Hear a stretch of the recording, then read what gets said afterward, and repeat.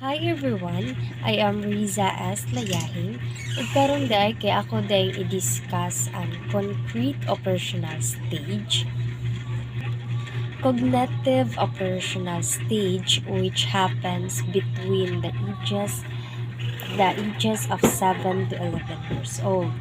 Kani siya na stage kay ang bata begin to think more logical about real and concrete situation.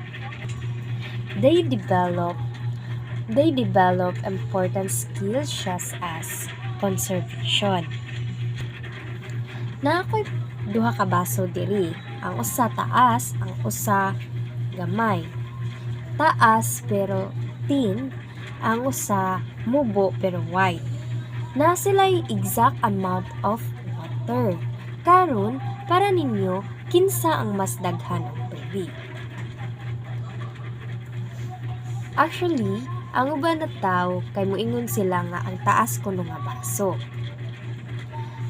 Pero both glass of water kay pareho sila og amount sa tubig.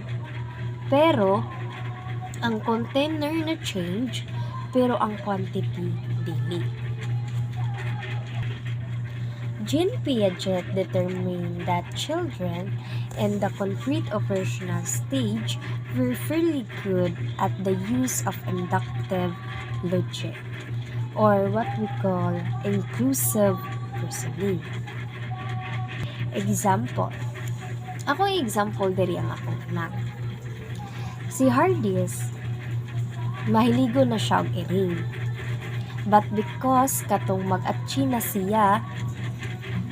siya, inigduol pa lang sa iring kay iyahan ng no, kay iyahang hunahuna is like kung muduol ang iring sa iyaha, na-apply na niya sa real life situation.